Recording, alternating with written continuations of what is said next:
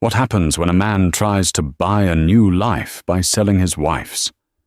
Julian Andrea thought he was a player. He sold his wife Amelia's priceless art, her heirloom watch, and her classic car, all to impress his new mistress. He thought he was liquidating marital assets. What he forgot to check was the fine print. He didn't just commit betrayal, he committed a felony. Because Julian was about to learn a terrifying lesson. His wife's things were in her name. But her name was on a whole different level. In the hushed old money enclaves of Boston's Beacon Hill, Amelia Wentworth and Julian Andrea were the perfect portrait of modern power. Their triplex overlooking the public garden was a testament to curated taste, a blend of Wentworth family heirlooms and sleek, modern minimalism.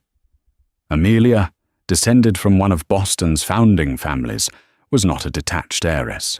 She was a formidable venture capitalist, a woman who could dissect a Series B funding proposal with the same precision she used to host senators. Julian Andrea was her handsome, charismatic counterpart. He ran a boutique luxury real estate firm, a profession that kept him adjacent to the wealth he craved but had never truly possessed. He was ambitious, charming, and deeply, secretly insecure. He loved Amelia, but he hated the shadow cast by the Wentworth name, a name etched onto library wings and museum plaques. He was the +1 in a world that only respected the one. Amelia, blinded by what she believed was a genuine partnership, trusted him implicitly. Their prenuptial agreement, drafted by the formidable Ropes and Gray law firm, was a necessity of her station, but in her heart it was a mere formality. Her private collection was her true passion. It wasn't vast, but it was personal. In the study hung a small, intimate charcoal sketch by David Hockney, a preparatory drawing for a larger piece, gifted by her grandfather. In her dressing room, nestled in a worn leather box, was her grandmother's 1950s Patek Philippe Calatrava, a watch of understated, timeless elegance. And in their private garage, gleaming under soft lights, was her most prized possession, a 1965 Mercedes-Benz 230 SL, the Pagoda model, in its original factory white. It wasn't just a car, it was her first love, a bequest from the grandfather who had taught her to drive in it. Julian admired these things, but he saw them differently. He didn't see history, he saw capital. He saw assets, frozen in time, that could be working for him. The tension, invisible to their friends, had been building. Julian had been trying to land a major deal, a foothold that would finally make him Julian Andrea, not just Amelia Wentworth's husband. He was angling to partner on a new billion-dollar luxury development in the Seaport District, a project headed by a sharp, ruthless, and captivating developer from New York. Her name was Chloe Reed, and she was everything Amelia was not: new money, laser-focused, and utterly unimpressed by Bostonian lineage. Julian was smitten, not just with Chloe, but with the version of himself he saw in her eyes, a titan, a player, a man of his own making. But to be that man, he needed capital. He needed to show Chloe he wasn't just riding his wife's coattails. He needed to make a splash. The pressure mounted at a cocktail party at the last hurrah, the famous political haunt at the Omni Parker house. Julian had cornered Chloe Reed near the bar, his voice a low, urgent murmur. "The Seaport Tower is revolutionary, Chloe, but you're missing the local touch. You need someone who knows the Boston market, who knows the buyers." Chloe sipped her martini, her eyes analytical. "I know buyers, Julian. I know spreadsheets. Right now, my spreadsheets say my current partners are solid. What do you bring to the table? And I don't mean your wife's guest list for a charity gala." The remark was a perfectly aimed dart. It pricked his deepest insecurity. "I bring my own capital," Julian lied, the words tasting like ash. I'm prepared to invest. A significant buy-in.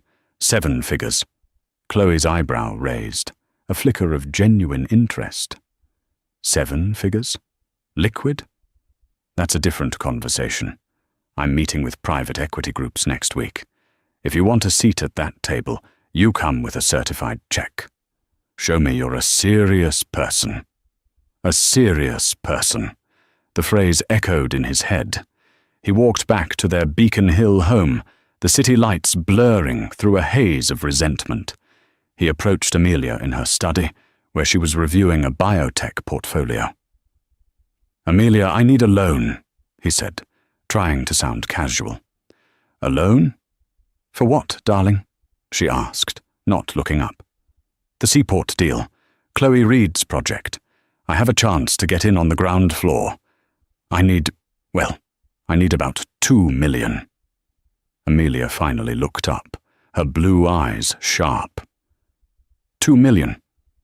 Julian, that's not a loan. That's a high-risk investment. I've seen the pitch deck for that tower.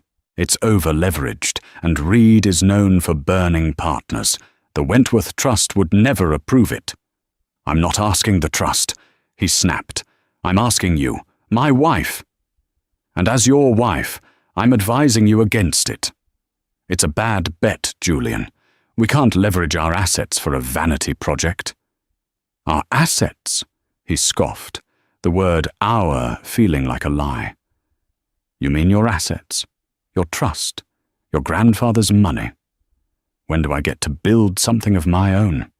Or am I just your well-dressed escort for the rest of my life? The words hung in the air, thick and ugly.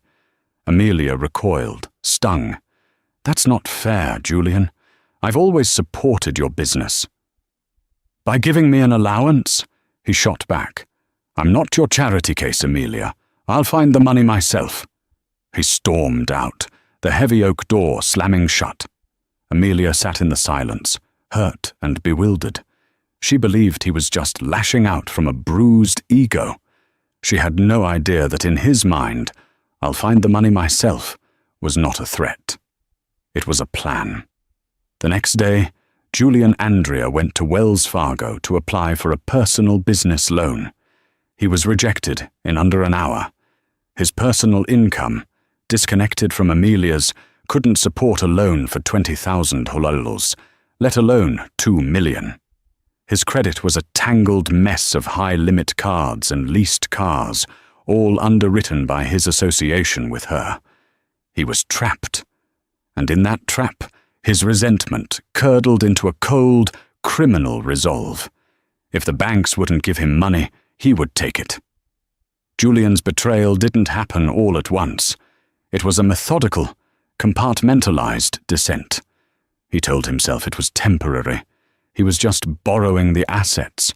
He'd replace everything, and more when the seaport deal paid out. Amelia would never even have to know. He started small, to test the waters. Item number 1, the Patek Philippe Calatrava. It was easy. He knew the code to her personal safe. He took the watch, its delicate ticking seeming to mock him. He didn't go to a reputable jeweler.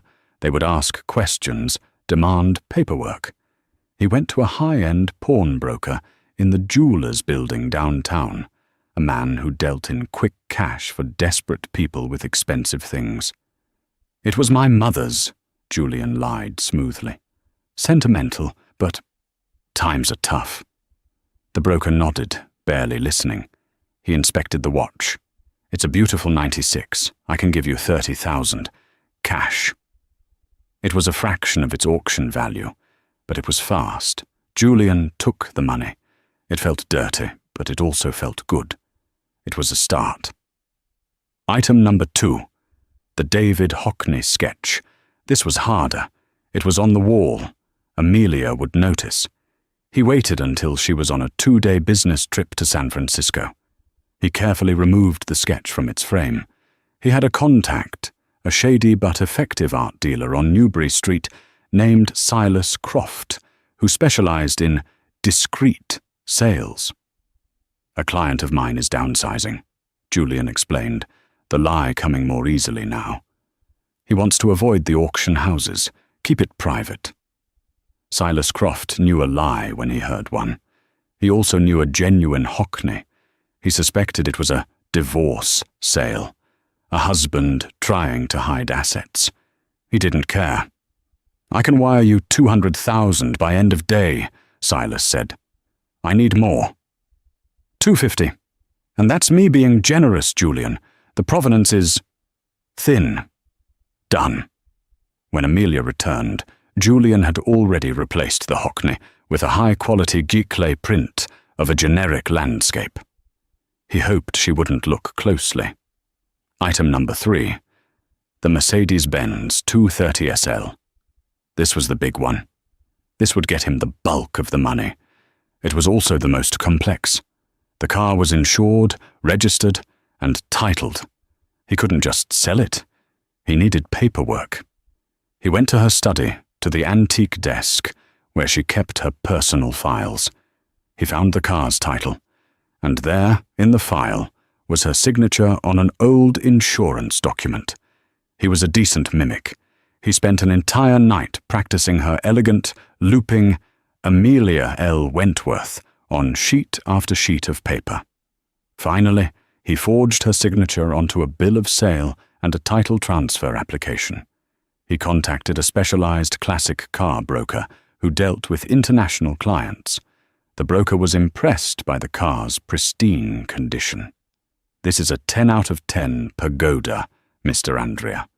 We have a collector in Dubai who will pay a premium for this. He'll pay 150,000 holders and cover shipping." "I need it gone by tomorrow," Julian said, "and I need the payment wired to this new account." He'd opened a personal account at a different bank, one Amelia didn't use. The next day, a flatbed truck arrived in the early morning darkness. Julian watched from the window as his wife's most cherished possession was loaded up and driven away. In 3 days, he had liquidated nearly $500,000. It wasn't the $2 million he wanted, but it was enough, he thought, to secure his seat at Chloe Reed's table. He felt a surge of adrenaline, of power. He had done it. He was his own man. For a week, Julian lived in a state of high alert, but Amelia's schedule was packed.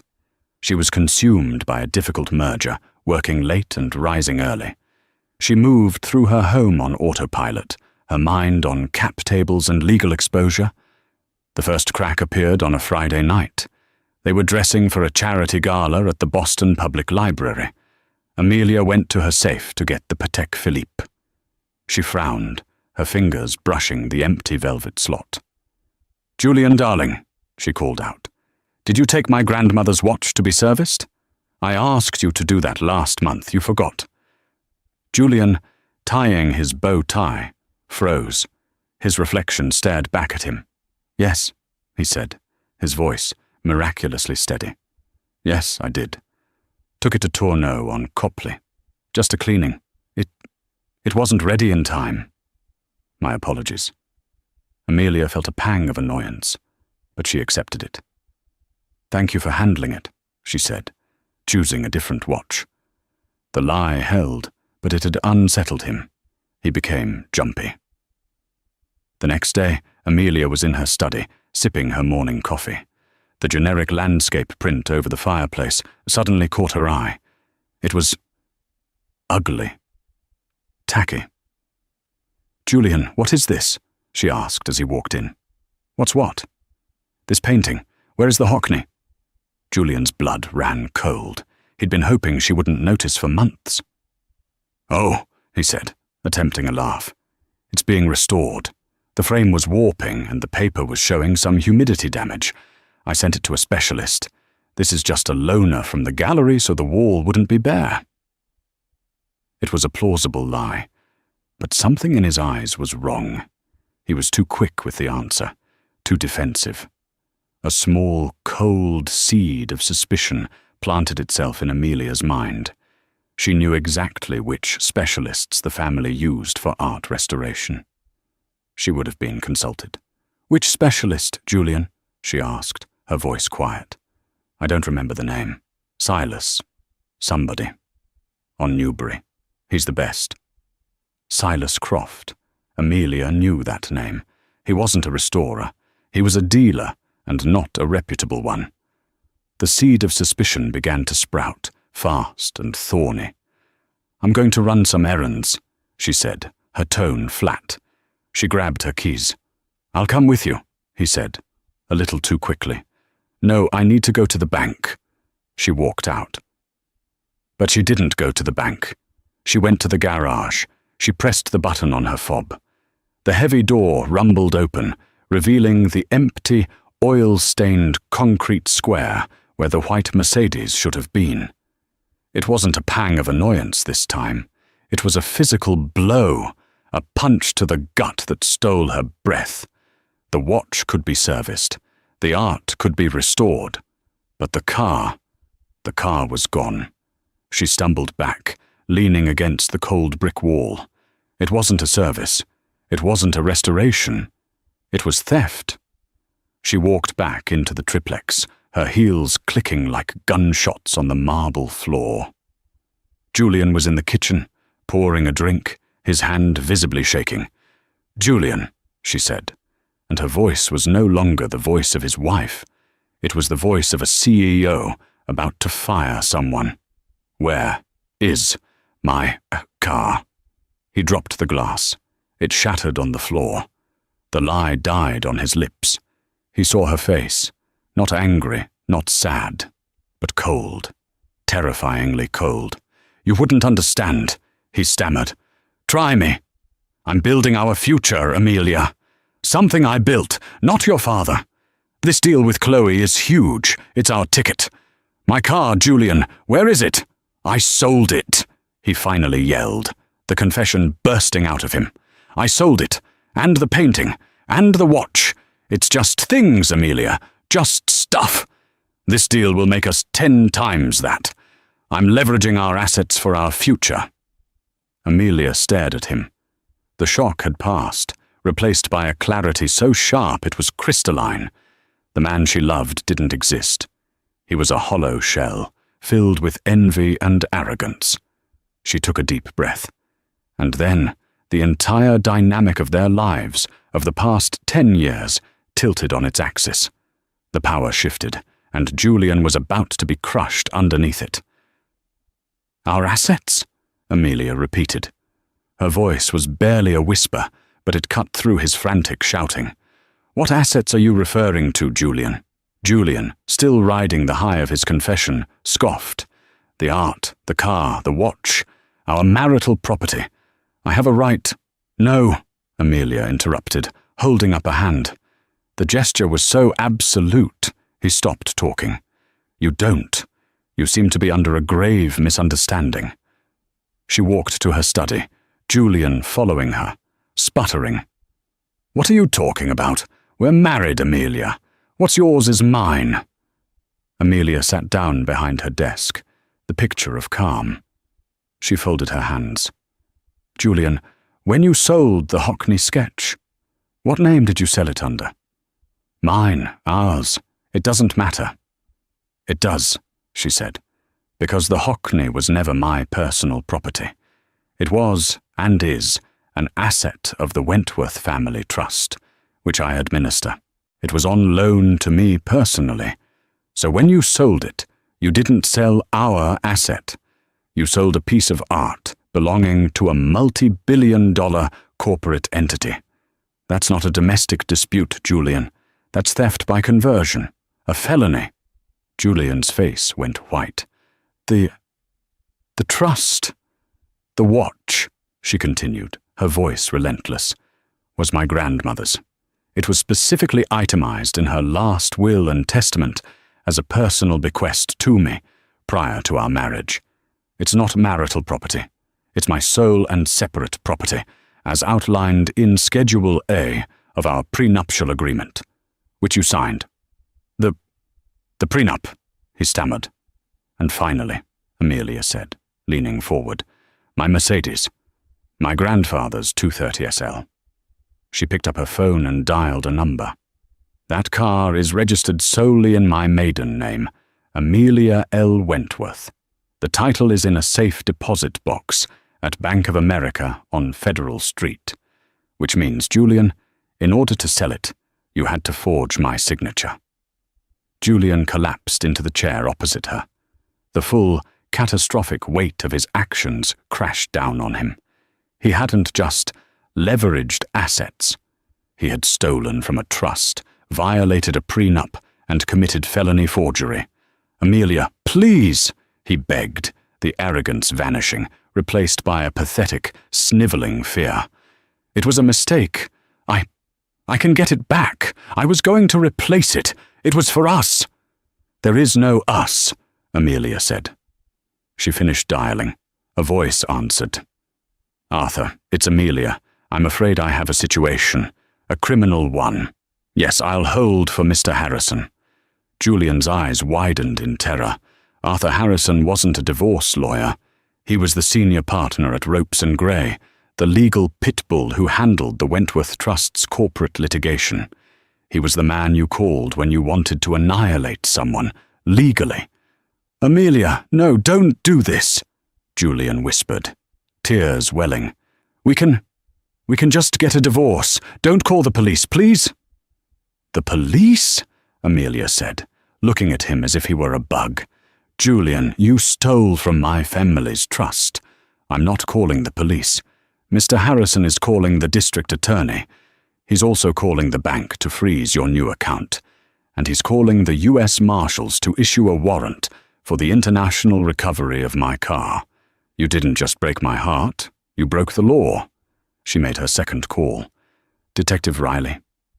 "Hi, Mike. It's Amelia Wentworth. I'm at my home. Yes, I'm safe. But I need to report a theft. Several, in fact." "The suspect?" "Oh, he's right here. His name is Julian Andrea." "Yes, my husband." The aftermath was not a quiet separation. It was a legal detonation. Within 2 hours, 2 uniformed Boston police officers, led by a grim-faced detective Mike Riley, were at their door. Julian, who had been sitting catatonically in the study, was read his rights and arrested in his expensive Brioni suit. The humiliation was absolute as he was cuffed and walked out of the building, past the doorman who had always greeted him with a fawning, "Mr. Andrea."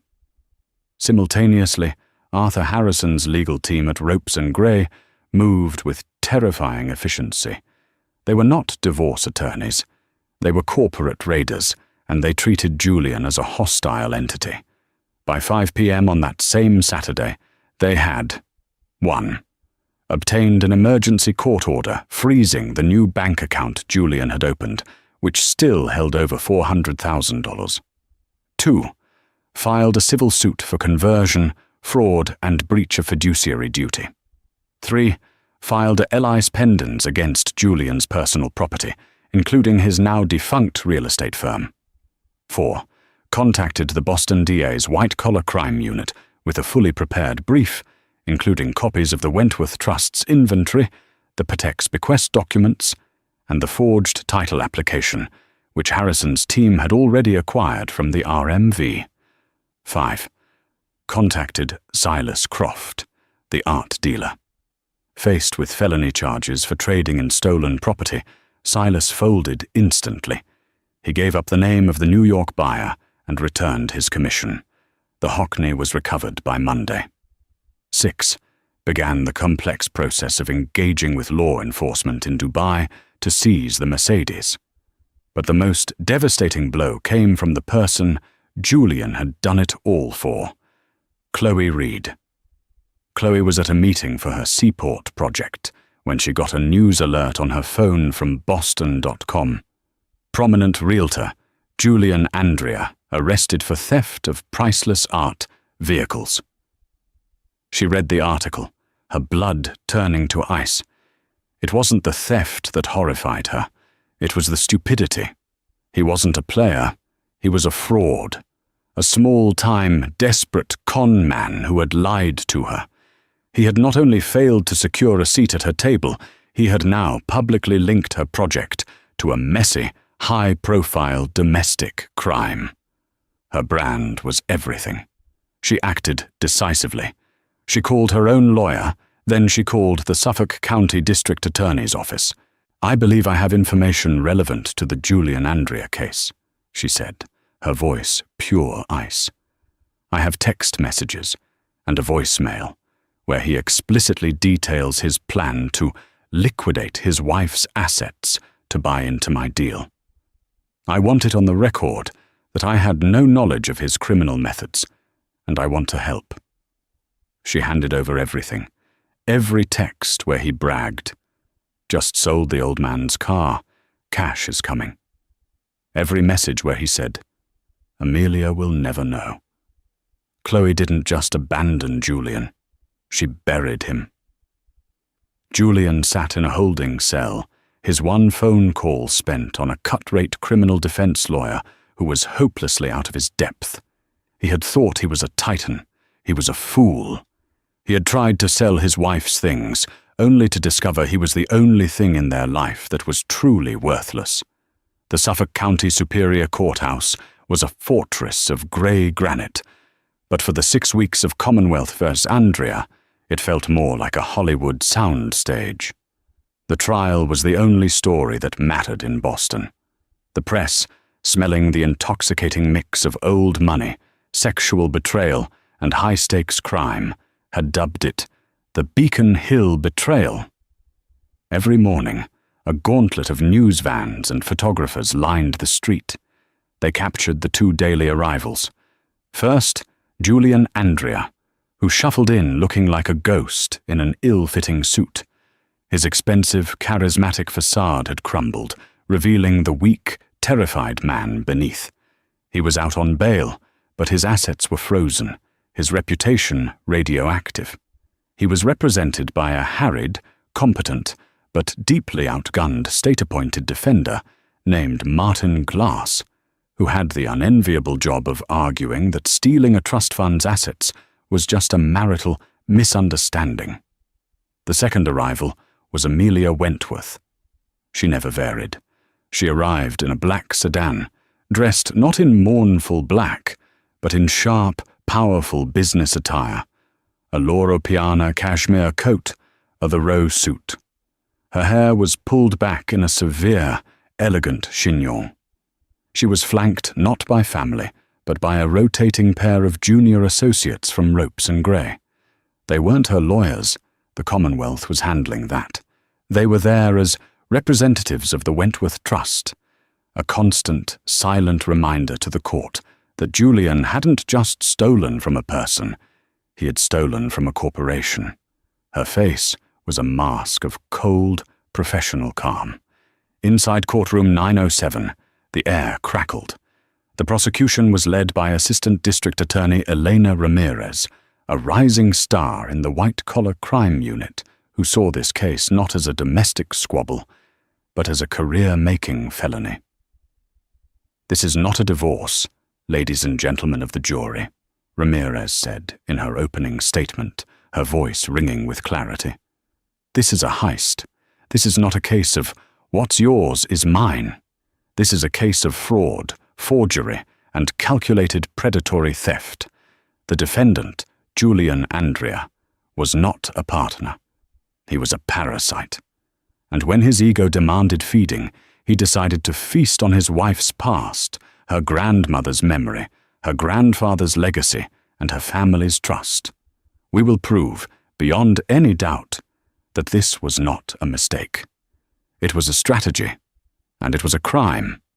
Martin Glass, Julian's defender, did his best to muddy the waters. He was a man drowning, but he would at least make a splash. "This is not a heist," he countered, his voice folksy and weary. "It's a marriage, a messy, complicated, ambitious marriage.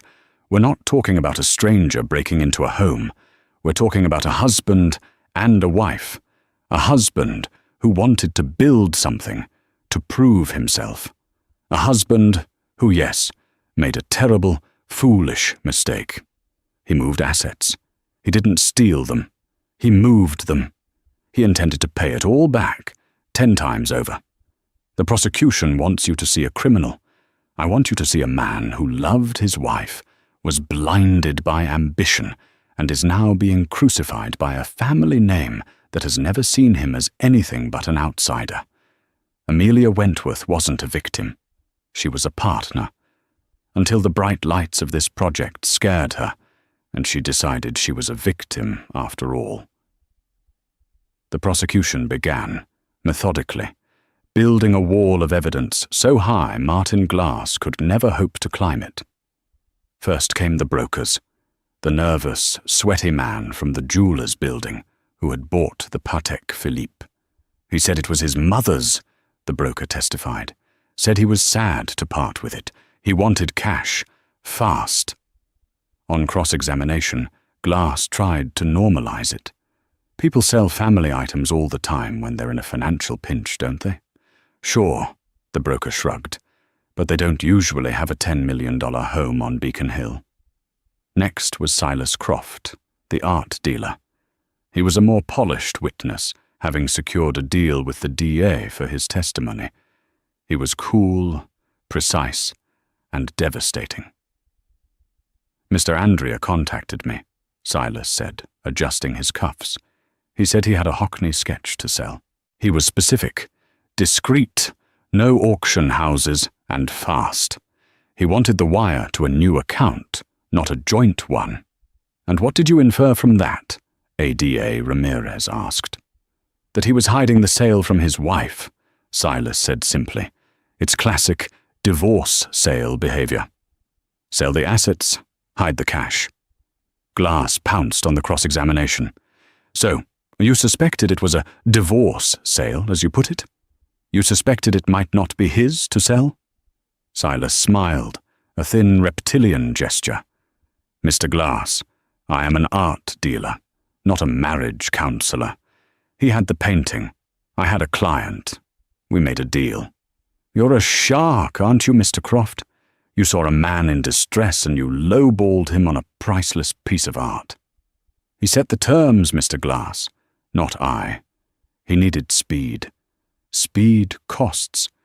In fact, it was only when Mr. Arthur Harrison from Ropes and Gray called me and politely explained the legal definitions of receiving stolen property and accessory to felony conversion that I fully appreciated the situation. I returned my commission immediately and provided all my records. Julian sank lower in his chair. Day after day, the evidence mounted. A forgery expert from the Massachusetts State Police demonstrated, with blown-up high-resolution images, how the elegant Amelia L. Wentworth on the Mercedes title transfer was a competent but ultimately flawed imitation. A banker from Citizens Bank testified to the creation of Julian's secret account, the influx of $430,000, and the immediate transfer of $250,000 to an LLC named Seaport Holdings, controlled by Chloe Reed. Then, Chloe Reed herself was called to the stand. The courtroom was packed. Chloe entered like a conquering general, dressed in a severe, razor-sharp Balenciaga suit. She was not a mistress in the traditional, sordid sense. She was, as the press had dubbed her, the siren of the seaport. She was a shark, and she was about to confirm Julian was nothing but chum. Ms. Reed, Ramirez began, please tell the court about your professional relationship with the defendant. Chloe's voice was clear and cold, with a faint New York clip. I have no professional relationship with Mr. Andrea. He was an acquaintance who relentlessly pursued a buy-in on a development project I manage. He was persistent. Did he ever represent to you that he had the capital for such a buy-in? Yes. He repeatedly claimed he was liquidating his own personal assets to secure a $2 million partner stake. Your Honor, Ramirez said, the prosecution would like to introduce into evidence text messages between Ms. Reed's phone and the defendant's. The messages were displayed on the large screens for the jury. Julian Andrea. The cash is coming. I'm making it happen. Chloe Reed. Making it happen doesn't cut a check, Julian. I have a meeting with KKR on Friday. You're either in or you're out. Julian Andrea. Just sold the old man's car. It's on a boat. Another 150K. Julian Andrea. The Hockney is gone too. 250K. Amelia will never know. I'm almost there. Chloe Reed. I don't care about the details, Julian. I just care about the wire. A murmur swept the court. Amelia will never know. It was the nail in the coffin. Chloe was expressionless. When I was contacted by the district attorney's office, and these messages were shown to me in context, that the old man's car and the Hockney were stolen property, I was appalled. My firm has zero tolerance for fraud. I provided my full cooperation. It was Martin Glass's turn to cross-examine. He knew he couldn't break her, so his only hope was to paint her as the true villain, the seductress who had lured Julian to his doom. Ms. Reed, you're a powerful woman. You run $1 billion project. You're telling this jury you had no idea where Julian Andrea, a man you knew, was married to one of the wealthiest women in Boston, was getting this cash? Mr. Glass, I manage a portfolio of 36 high-net-worth investors. I am not their accountant. I assumed he was a man of his own means. You assumed? Glass sneered. Or you just didn't want to ask? You dangled the deal of a lifetime. You saw he was desperate, and you looked the other way. Chloe leaned forward, her eyes narrowing. Let me be very clear, Counselor. I deal with serious people, titans, men and women who control their own wealth. Mr. Andrea came to me, pretending to be one of them. It turned out he was a child playing dress-up in his wife's closet. When I discovered he was a fraud and a criminal, I cut him loose. My only mistake was overestimating him. His deficiency is not my problem. She had disemboweled him. Julian stared at his hands, his face ashen. Martin Glass, defeated, muttered, "No further questions." Finally, on the last day of testimony, ADA Ramirez called her final witness. The Commonwealth calls Amelia Wentworth to the stand. The courtroom held its breath. This was the main event. Amelia walked to the stand, her face impassive. She took the oath. Ramirez handled her with gentle, respectful precision. She didn't ask about the betrayal, the pain, the affair. She kept it to the facts. Mrs. Wentworth, I'd like to show you what has been marked as Exhibit A. Can you identify it? A photo of the Patek Philippe watch appeared on the screen. It is my grandmother's watch, Amelia said, her voice steady.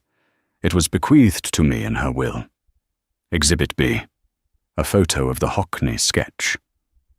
It is a David Hockney drawing. It belongs to the Wentworth Family Trust. It was on permanent loan to my home. Exhibit C. A photo of the white Mercedes 230 SL. Here, Amelia's composure faltered for a fraction of a second. She took a breath. It was my 1965 Mercedes. It was a gift from my grandfather. He taught me to drive in that car. And Mrs. Wentworth, Ramirez said, her voice soft but carrying across the silent room, did you ever, at any time, give the defendant, your husband, permission to sell, leverage, or in any way transfer ownership of these 3 items? Amelia looked, for the first time, directly at Julian. Her eyes were not filled with hate or sadness. They were filled with a chilling, profound indifference. No, she said, I did not. Your witness, Mr. Glass. This was it. Martin Glass knew his entire defense rested on this moment. He had to convince the jury that Amelia was a liar, that this was all a performance. Mrs. Wentworth, he began, trying to sound sympathetic. This must be very difficult for you. It is, she agreed, her voice flat. You're a highly intelligent woman, are you not? A venture capitalist by trade? I am. You understand high-risk, high-reward investments, correct? You do it every day. I understand calculated risk, Mr. Glass, not reckless gambles. This seaport deal, Glass said, raising his voice. It was the biggest deal in Boston. And your husband, he had a way in. He had a chance to finally step out from behind the Wentworth name and become a titan in his own right. Weren't you proud of him? I told him it was a bad investment, Amelia said. The project was over-leveraged, and Chloe Reed's reputation for burning partners was well known. So you did discuss it, Glass pounced. You talked about the deal. You knew he was passionate about it. He was passionate. I was not. I told him the Wentworth Trust would not be investing, and I advised him against it personally. Glass began to pace, his voice swelling with performative outrage. But he was your husband. You loved him. And you're telling this jury that when he came to you, begging for a chance to prove himself, you just quoted a balance sheet at him? I gave him my professional and personal opinion, yes. No, Glass shouted, slamming his hand on the defense table. That's not what happened. You were in on it. You're a high-stakes gambler, Mrs. Wentworth. You saw the thrill, the billions on the table, and you told him, Julian, let's go for it. Use what you have to. You knew he was selling those trinkets. You knew. And when the press got wind of it, when it got messy, you got cold feet. You panicked, and you did what your family has always done. You threw the outsider to the wolves to save the precious Wentworth name. The accusation hung in the air. Julian was actually nodding, tears in his eyes, as if this was the gospel truth. Amelia sat silent for a long moment.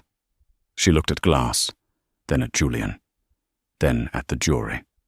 No, Mr. Glass, she said, her voice quiet but absolute. That is not what happened. That's all you have to say? Glass scoffed. Just no. You expect this jury to believe you, with no proof. It's your word against his. A messy, bitter, he said, she said, divorce battle. How can this jury possibly know what really happened in that study?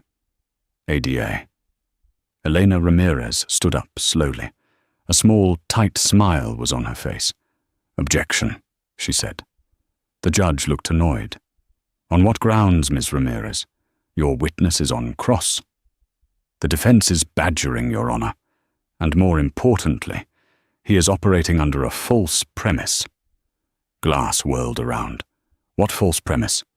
Your premise, Mr. Glass, Ramirez said, walking toward the bench, is that this is a he said, she said situation. That what happened in that home is unknowable. That is, quite simply, false. The judge leaned forward, intrigued. Explain, Counselor. Your Honor, the defense is attempting to paint a false narrative of private conversations. But that is incorrect. The entire confrontation on the day of the defendant's arrest was recorded. A collective gasp went through the courtroom. Julian, who had been performing his role as the wronged husband, froze. His face went from pale to a ghastly, greenish white.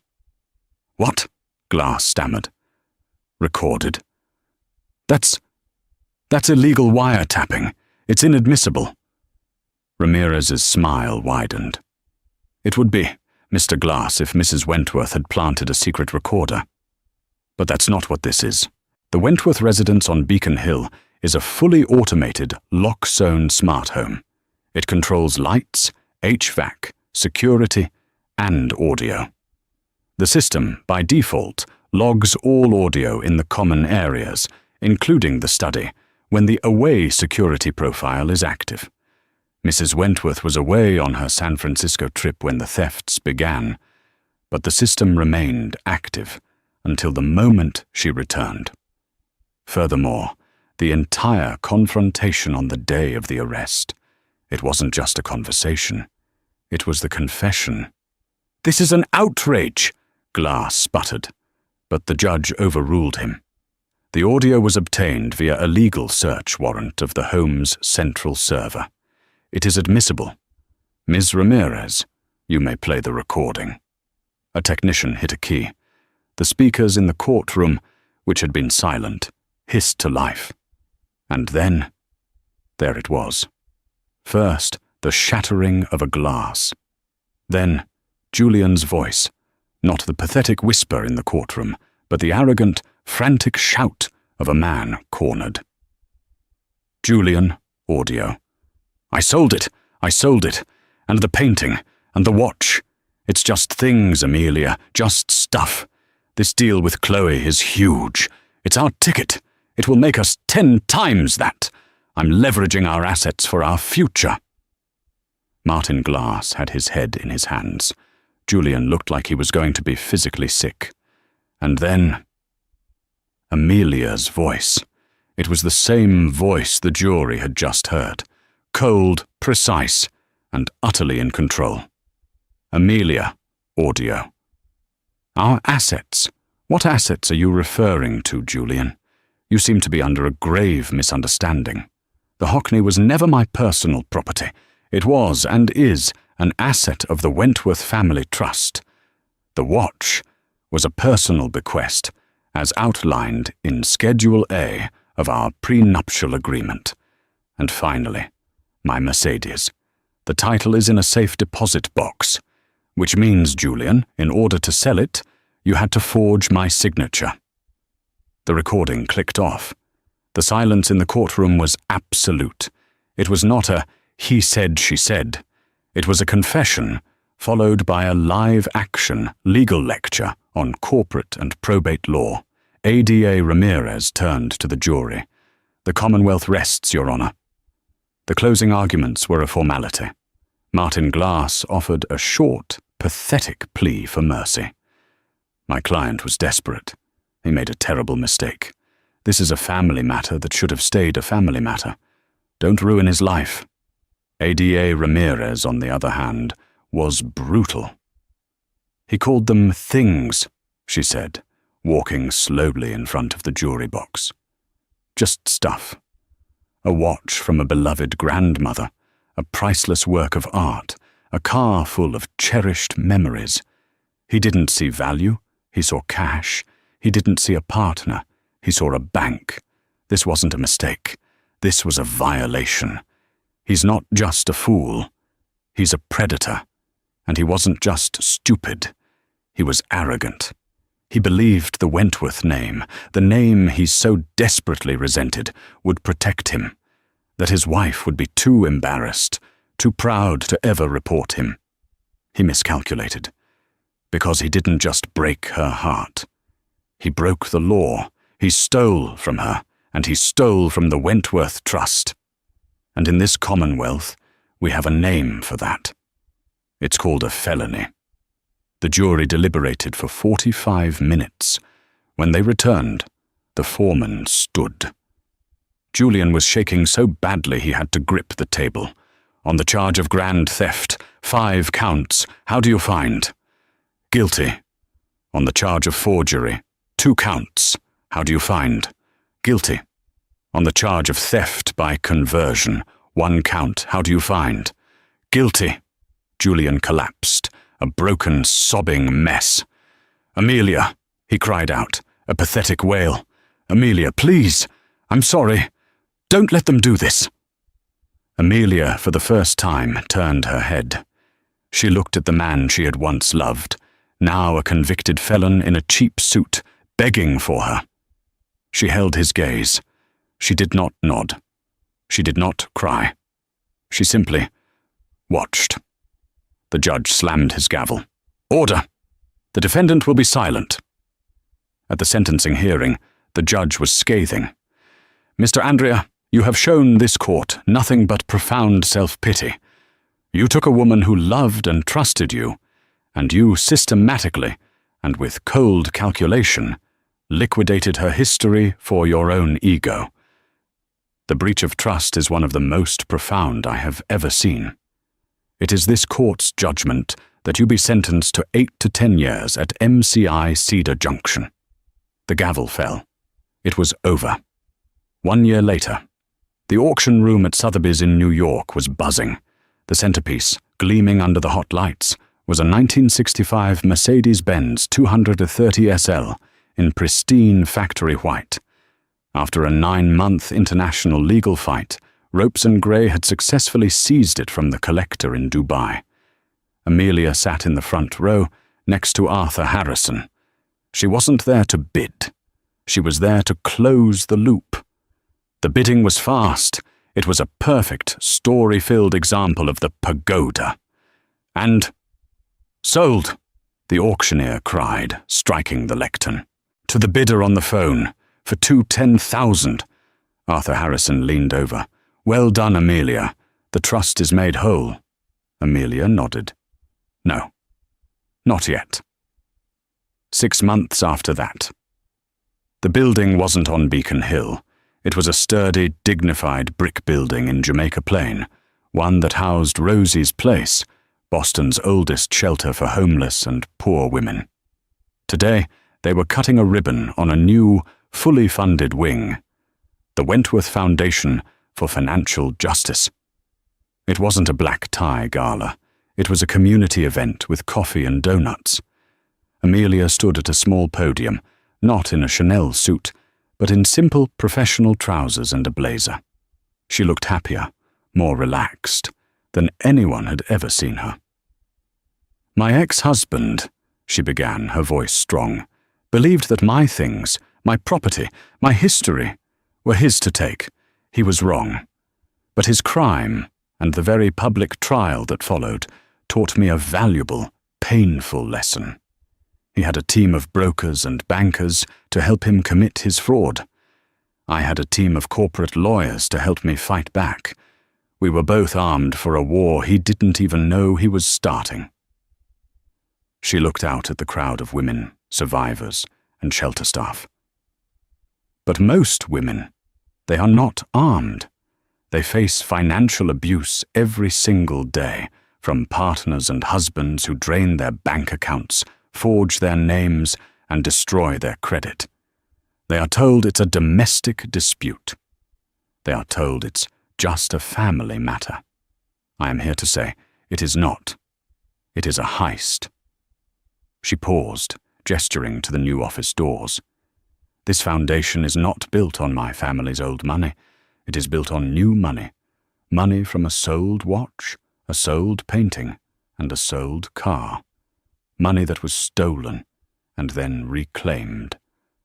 From now on, when a woman comes to this shelter, she will not just get a bed and a hot meal. She will get a forensic accountant. She will get a financial counselor. And if she needs it, she will get a pit bull of a lawyer. They will not have to fight alone. We will be their fortress. We will be their fine print. We will be their Ropes and Gray." She stepped away from the podium, not to the polite applause of senators, but to the cheers and hugs of the women she was there to serve. She had taken the name Julian had tried to steal and turned it into a shield. She had taken the assets he had called just stuff and forged them into a sword. And she was, finally and completely, her own woman.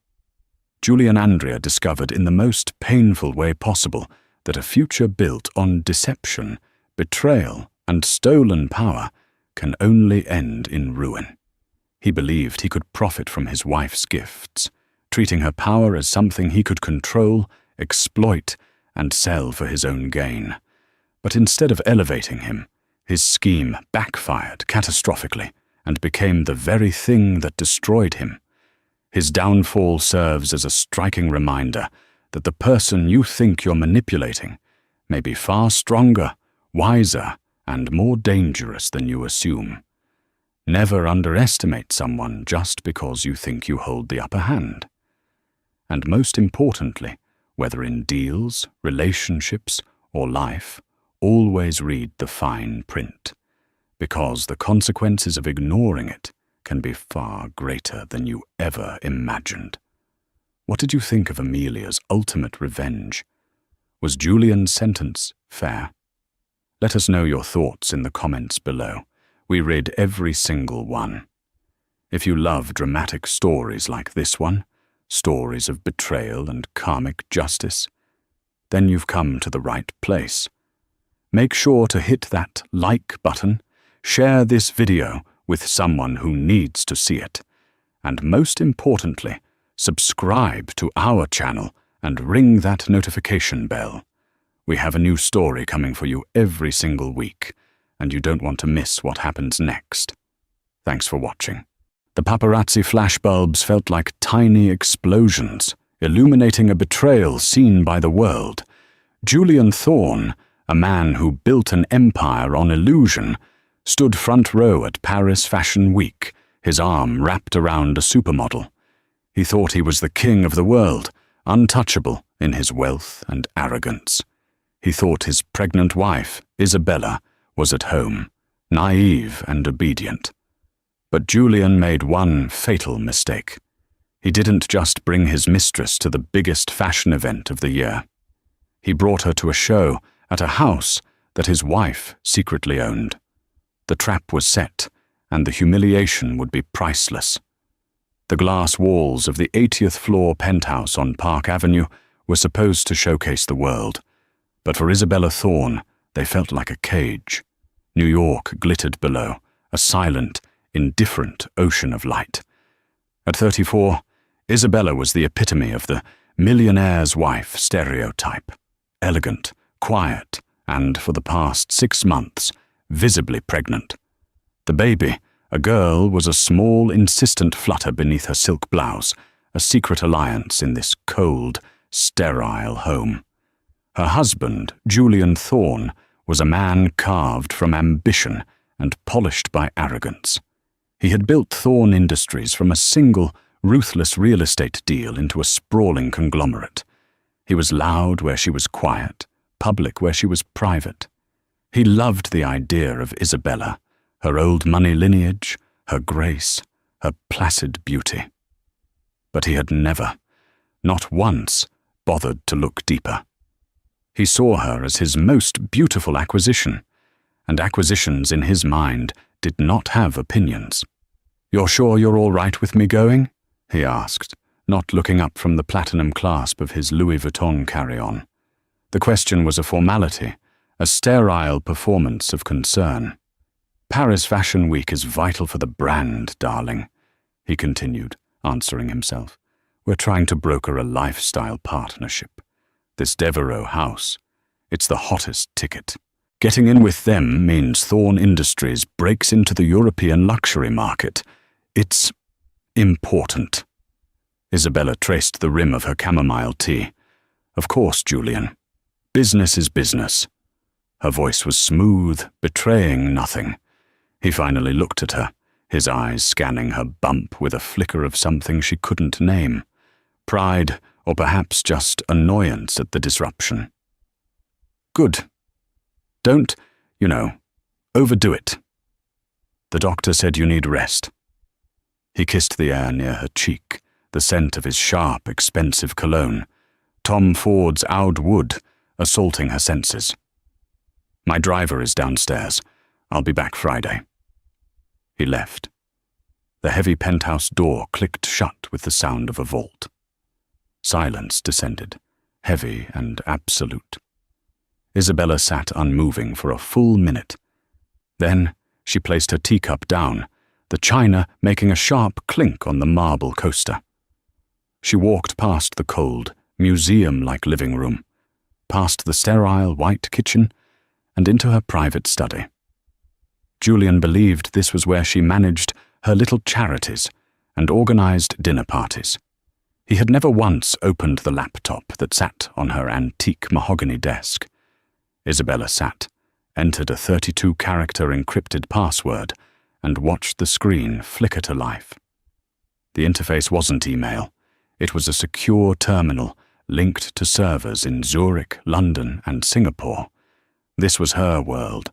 This was Aura Capital. Isabella was not just an old money heiress.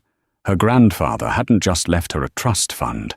He had left her a controlling stake in a diversified global investment firm, which she had quietly, brilliantly, and ruthlessly quadrupled in the last decade. She was anonymous, known to the financial world only as Aura, a ghost investor who moved markets. Julian Thorne, with his flashy, debt-leveraged Thorne Industries, was worth perhaps 900 million on paper. Isabella, in liquid, secured and growing assets, was worth over 5 billion. She had funded his first major skyscraper, anonymously through a shell corporation. She owned a significant portion of his debt. She had let him play provider because, in the beginning, she had loved his ambition. Now, she merely observed it, like a scientist studying a particularly aggressive species of mold. For the past 2 months, she had known about Katerina Petrova. The affair wasn't a suspicion, it was a data point, confirmed by the private security team she had on permanent retainer. Katerina was a 22-year-old influencer-turned-model, a woman whose entire existence was curated for Instagram, all sharp angles and manufactured pouts. Isabella pulled up a file. It was the passenger manifest for Julian's private jet. 2 names, Julian Thorne and Katerina Petrova. A slow, cold anger, methodical and sharp, moved through her. It wasn't the jealousy of a woman scorned, it was the fury of a CEO whose partner had just attempted a deeply stupid and public embezzlement. He wasn't just cheating on his wife, he was risking the Thorne Industries brand, and by extension, her assets. She opened another file, the one labeled Project Paris. Julian believed he was going to Paris to woo Maison Devereux. He had been bragging for weeks about his inn, how he was going to charm the legendary, reclusive designer, Pierre Dubois. He was a fool. Maison Devereux, a storied French fashion house, had been on the brink of bankruptcy 6 months prior. Aura Capital, Isabella, had swept in and bought it outright. Not just invested, bought it. The entire house, the archives, the ateliers, the debt. Pierre Dubois wasn't the owner. He was her new, very grateful, and very well-paid employee. Julian wasn't going to Paris to broker a deal. He was flying into a meticulously constructed cage of his own making. Isabella looked at the manifest again. Katerina Petrova. He was taking this child to her show. The arrogance was breathtaking. He was planning to sit front row at her event, funded by her money, with his mistress on his arm, while his pregnant wife sat at home. A thin, dangerous smile touched Isabella's lips. She pulled up a secure chat. Her Paris team was online. I. Thorne. The guest list for the Devereux show needs an update. 2 additions, Julian Thorne and Katerina Petrova. Paris Ops. Madame? I thought the instructions were clear. He was not to be invited. I. Thorne. Change of plans. I want him there, and I want her there. Make sure every major press outlet confirms their attendance. Seat them. Somewhere conspicuous. Row 3. By the pillar. Paris Ops. Understood? And your arrangements? Aye. Thorne. I'll be arriving tomorrow. The private apartment at Place des Vosges. No hotels, no trace. Only you and Pierre are to know I am in the city. Paris Ops. Bien sûr, madame. The trap is set. Isabella closed the laptop. She stood, walking to the glass wall and placing a hand on her stomach. The baby kicked, a small, strong reminder of what was real. He thinks we are weak, little one, she whispered to the glittering city. He thinks we are just a pretty decoration. Men like Julian. They never see the person right in front of them. They only see the reflection of what they want. She looked down at the street, where Julian's car was just a red speck disappearing into the flow of traffic. Paris, she said, is going to be so very educational. Paris was a performance, and Julian Thorne intended to be its star. The Thorne Industries private jet, a sleek Gulfstream G650, touched down at Le Bourget Airport under a crisp grey sky. The moment the cabin door opened, Katerina Petrova was on. "Bonjour, Paris," she shrieked, already filming herself with her phone, a diamond-encrusted monstrosity. She pouted her lips, angled the camera down her tiny, designer-ripped top, and blew a kiss. "Your girl has arrived, and look who I brought." She swung the camera to Julian, who smiled, indulgent. "Katerina, baby, put that down. We're here for business." "It's all business, baby," she cooed, snuggling into his side. "My followers live for this. They need to see how a real boss travels." Julian's business was, in his mind, already a roaring success. He had Katerina on his arm, a woman who made men half his age stare, and he was in Paris to conquer the luxury market. He felt invincible. The air smelled of kerosene and possibility. A black Maybach S-Class was waiting on the tarmac, a courtesy he believed his team had arranged.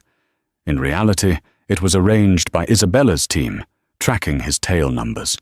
She needed him delivered to his destination with maximum comfort and zero suspicion. They swept through the city, Katerina filming the Arc de Triomphe, Julian on the phone, barking orders at his New York office. "I don't care what the zoning board says. You tell them I'm meeting with the Devereaux Group. That'll get them moving." They arrived at the Ritz Paris on Place Vendôme. This was Julian's temple. He loved the unapologetic, old-world opulence. He had booked the Suite Impériale, a sprawling residence of marble, gold leaf, and silk. "Oh, Julian, it's everything," Katerina gasped, doing a spinning twirl in the grand salon. "It's bigger than my old apartment, my entire building." "Only the best, Kat," he said, tipping the bellman an obscene amount. He felt a swell of pride. This is what money was for.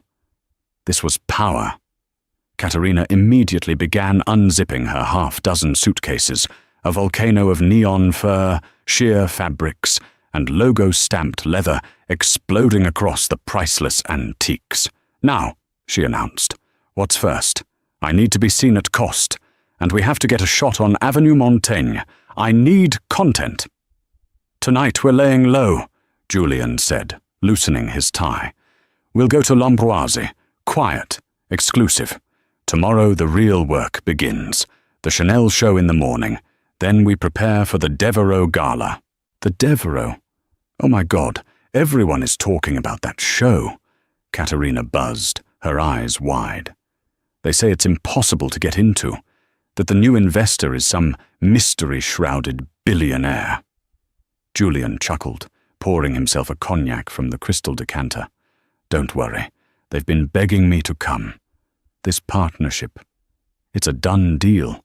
They need my brand, my American reach. By the time we leave, that mystery investor will be eating out of my hand." Katerina looked at him, with an adoration so total it was almost blinding. "You're a king, Julian. A total king." He believed her. 20 minutes away, in the quiet, aristocratic embrace of Le Marais, a different arrival was taking place.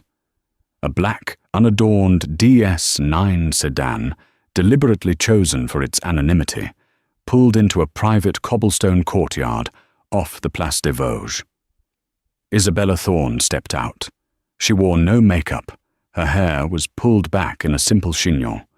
She was dressed in tailored black trousers, a soft cashmere knit, and comfortable Belgian loafers.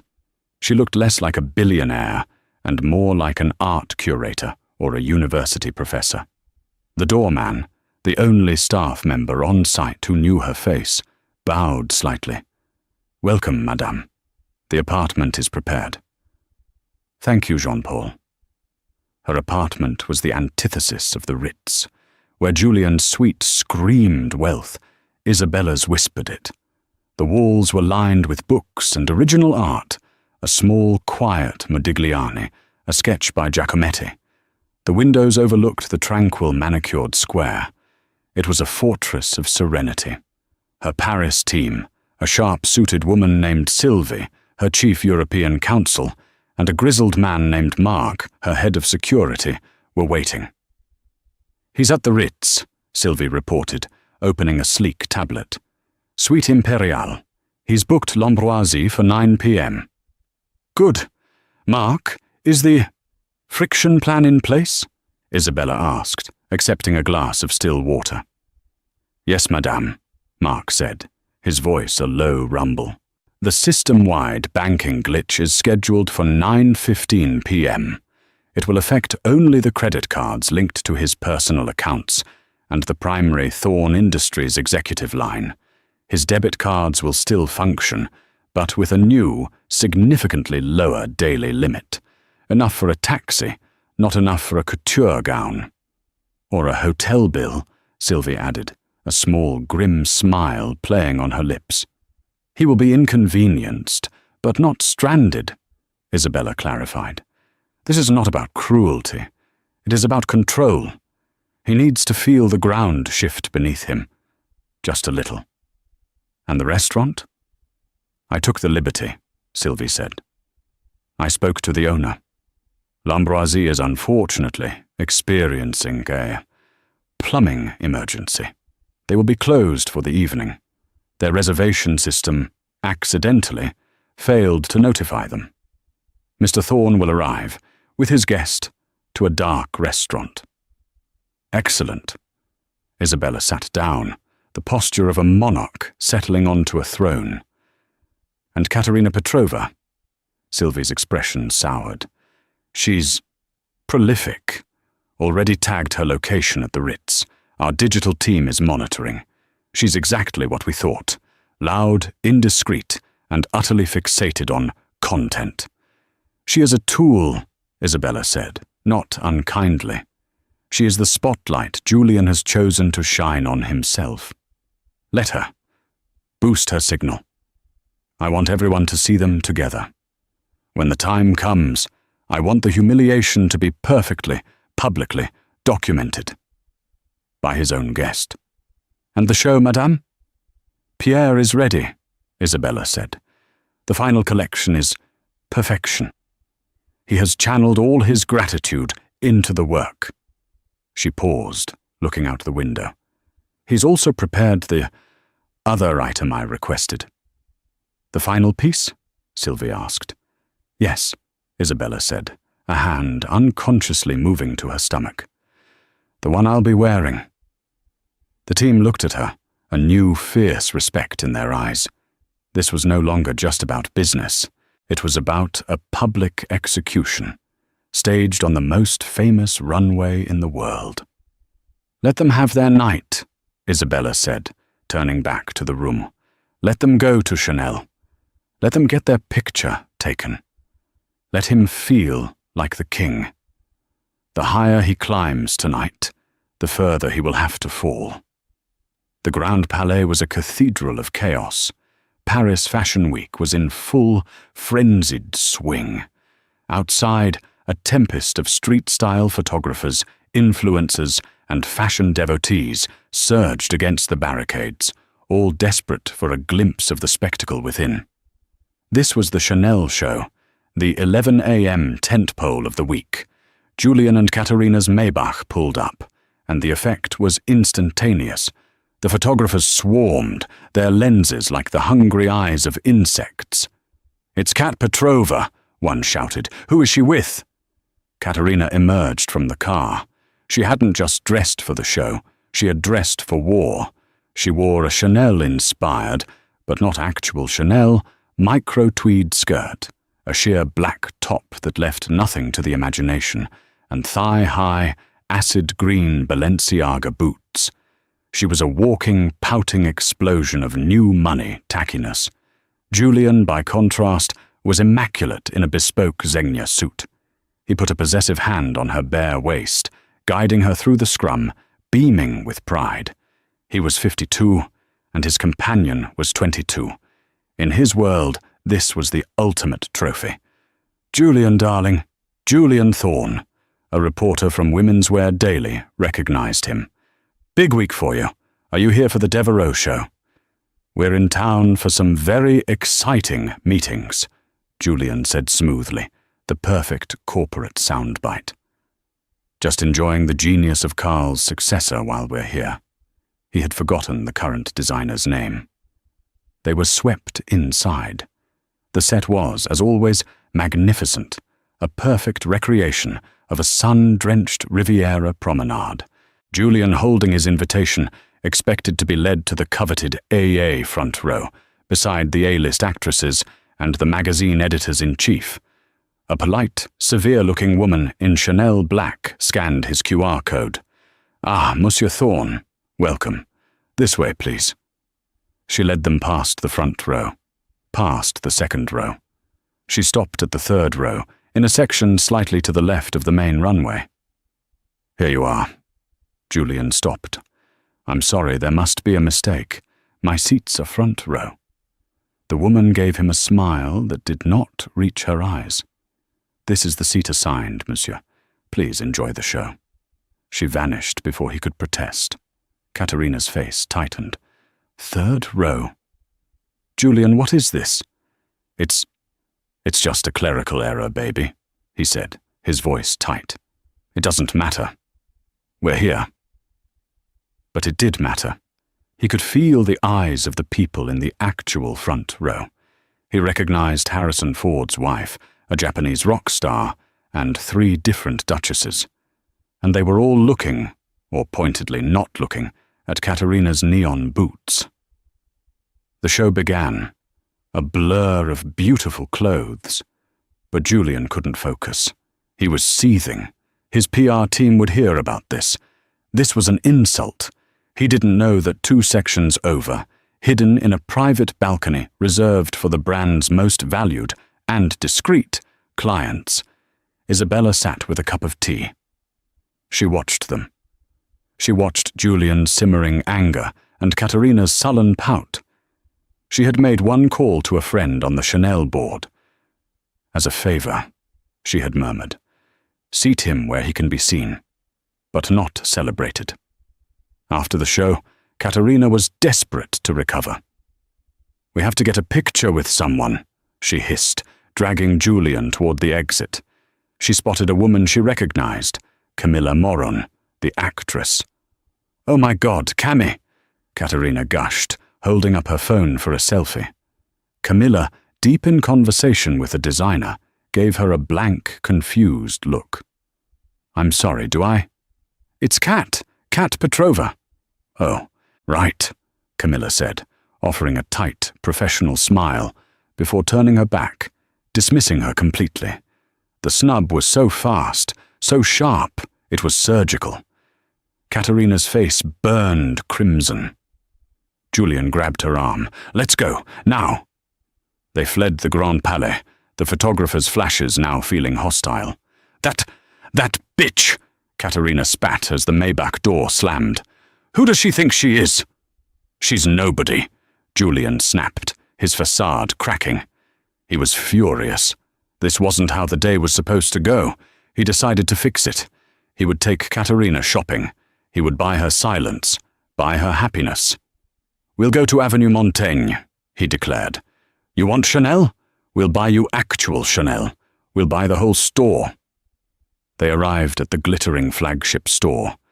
Katerina's mood brightened instantly. She was a tornado of desire, pulling bags, shoes, and tweed jackets from the shelves. "I want this, and oh, this, in black."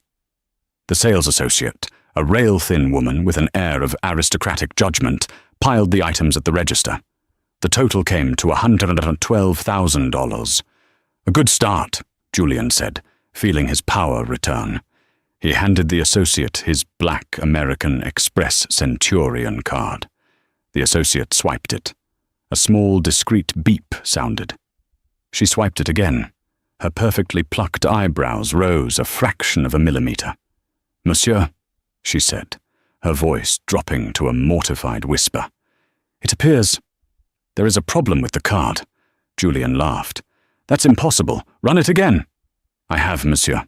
Twice. It is décliné." Declined. The word hung in the air, cold and sharp. "What?" Julian's voice was a low growl. "That's ridiculous. It's a no-limit card." Perhaps you would like to try another? The associate suggested, her eyes flicking to Katerina's neon boots.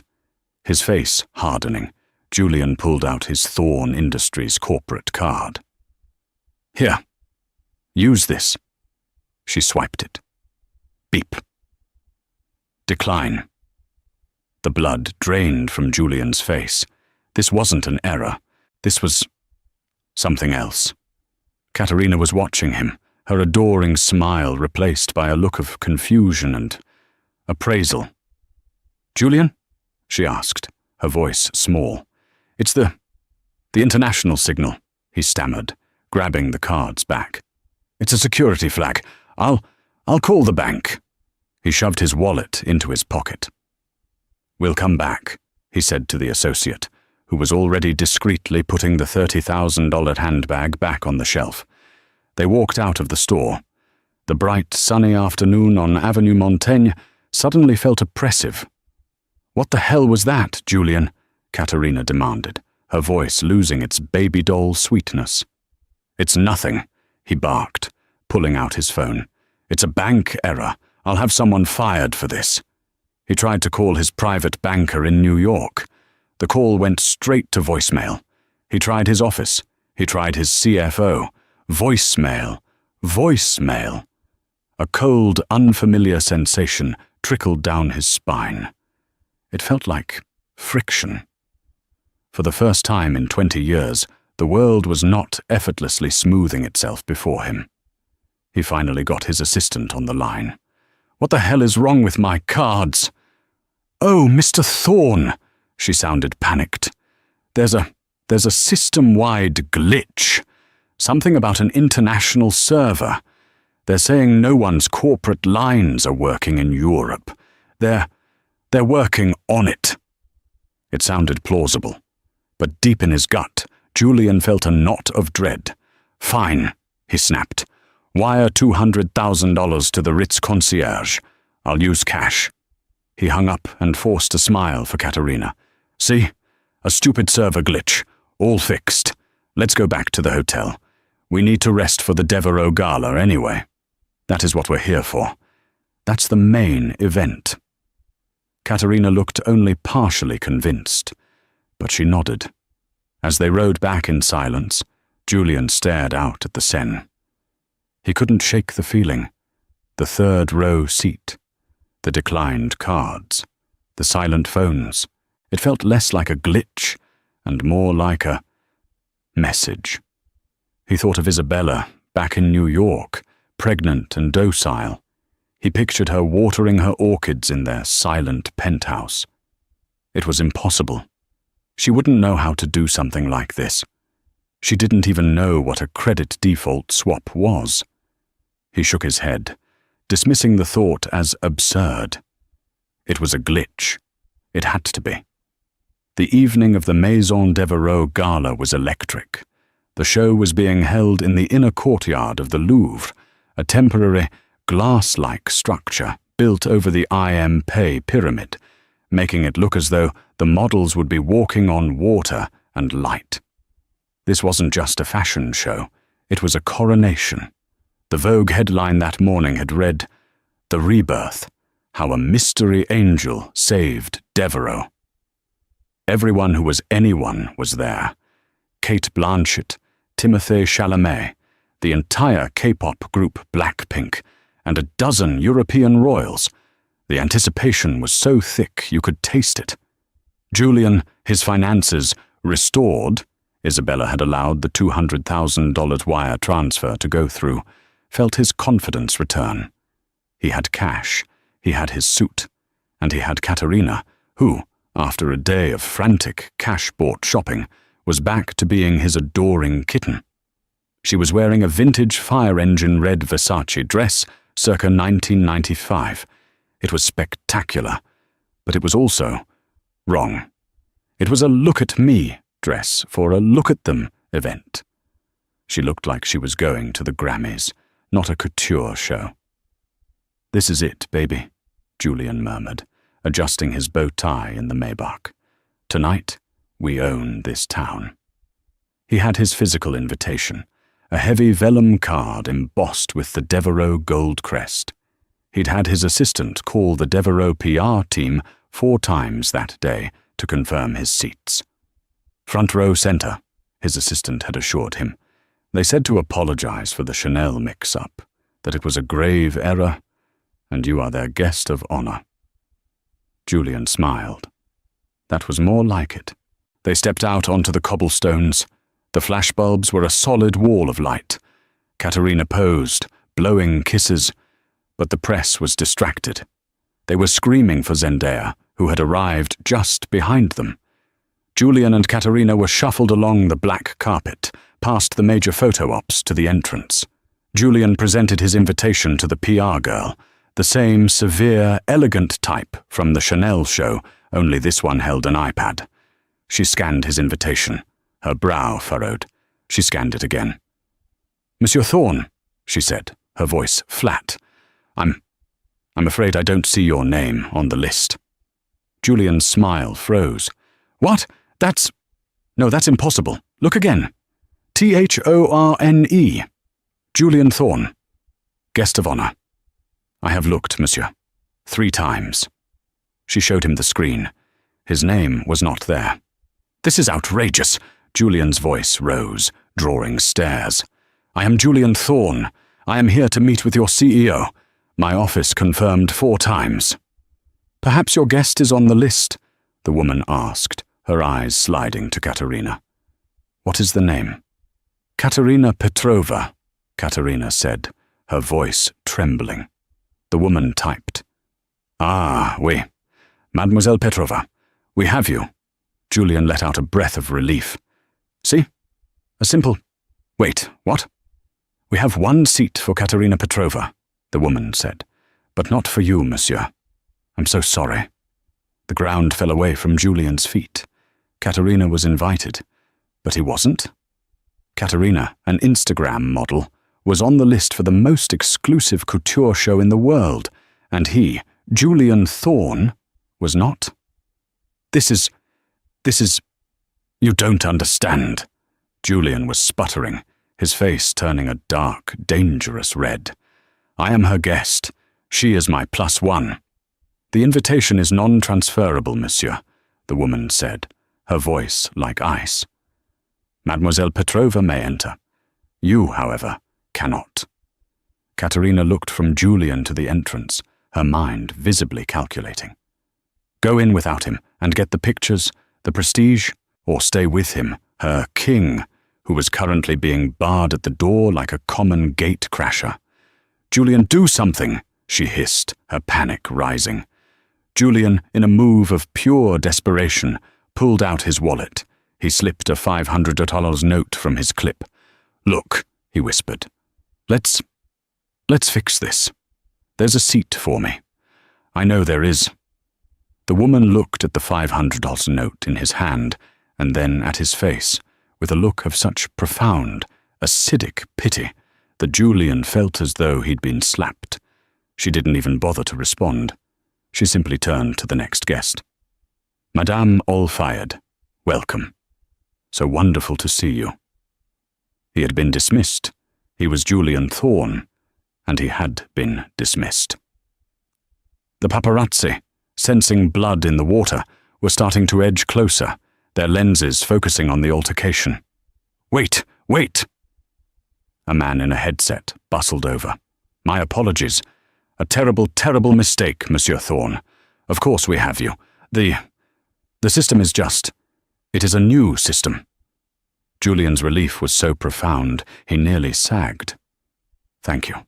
I knew it."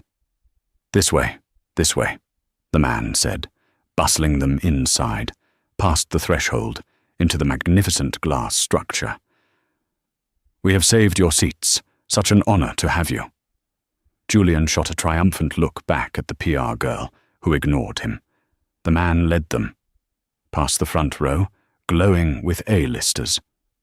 Past the second row, filled with major editors and buyers. He stopped at the third row, behind a massive, structural support pillar. The seats were technically in the venue, but they offered a view of almost nothing except the backs of other people's heads, and a sliver of the runway. They were, without a doubt, the worst seats in the entire 500-person venue. "Here you are," the man said with a bright, false smile. "Enjoy the show." Julian stood, staring at the pillar.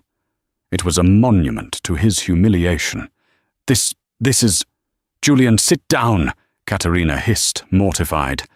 People were staring. She yanked him into the seat and slumped down, pulling her phone out, pretending to be texting, desperate to hide her face. This was worse than the Chanel show. This was a targeted execution. Julian sat, his body rigid, his hands clenched so tightly on his knees, his knuckles were white. He couldn't breathe. He recognized the man sitting in front of him. Bernard Arnault, the CEO of LVMH, the richest man in the world. And he was sitting behind a post. "Someone," Julian whispered, his voice shaking with a rage so profound it was almost silent, "is going to be fired for this. Someone is going to be destroyed." Katerina didn't answer. She was frantically texting, likely to her agent, complaining. She hadn't looked at him once since they sat down. The lights went down. A single, haunting cello note filled the air. The show was beginning. Julian Thorne, the man who thought he was coming to conquer Paris, sat in the dark, hidden behind a concrete pillar, a spectre at the feast. And for the first time, a truly terrifying thought entered his mind. This wasn't a glitch. This wasn't an accident. This was intentional. But who? Who in Paris had this kind of power? Who would dare? The show was, by all accounts, a masterpiece. Even from his compromised vantage point, Julian could feel the energy. Pierre Dubois, freed from the constraints of commercialism by his new, anonymous benefactor, had created a collection of pure, breathtaking art.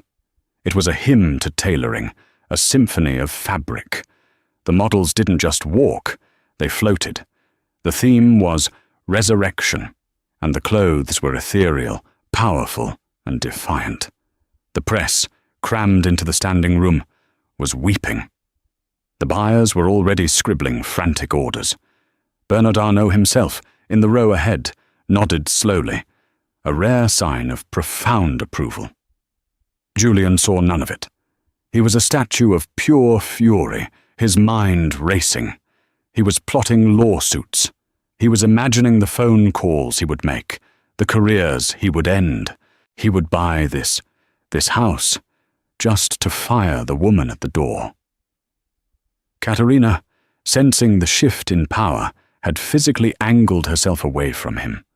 She was craning her neck around the pillar, filming snippets of the show for her Instagram, her face a mask of strained enthusiasm.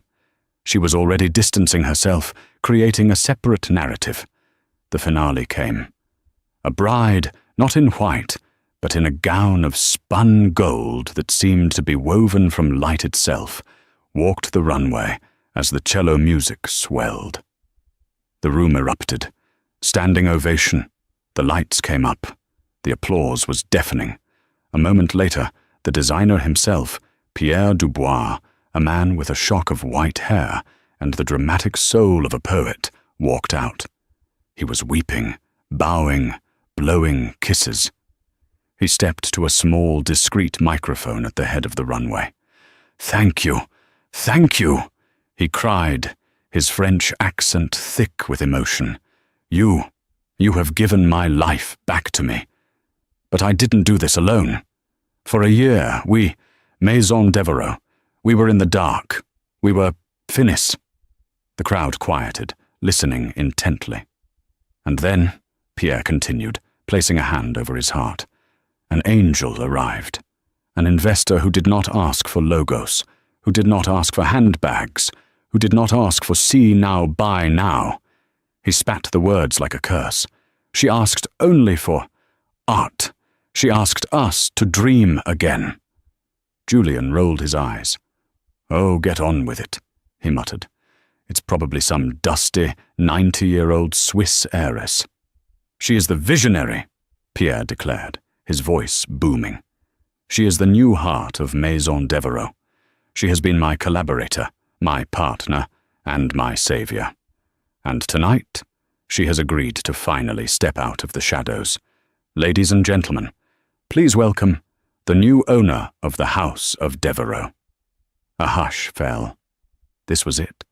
The mystery benefactor. The Vogue headline.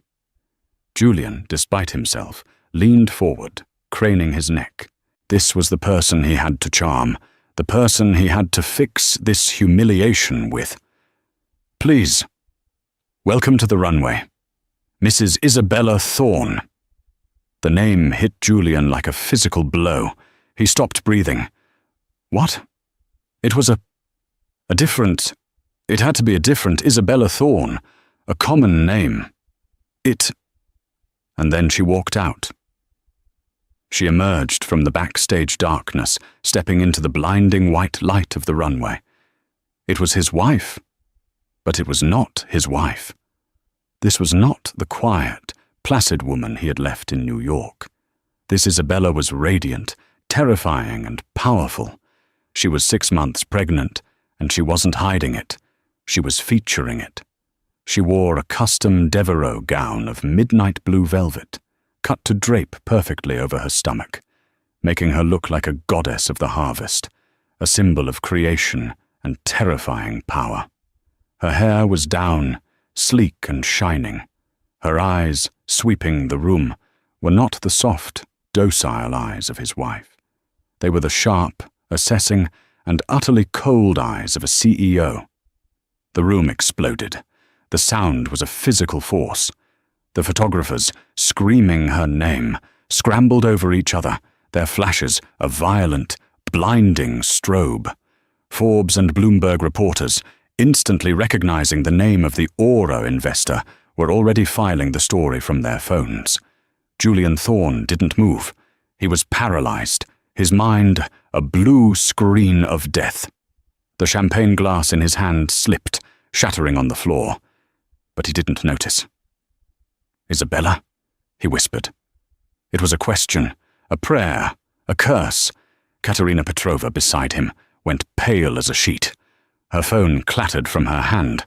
She looked at Julian, her eyes wide with pure, unadulterated terror. She finally understood. She understood the third-row seats, the declined cards, the pillar. This wasn't an insult. This was a show. And they were the clowns. Isabella took the microphone from Pierre. Her voice, amplified, was calm and clear, cutting through the din. "Thank you, Pierre," she said, her voice betraying no emotion.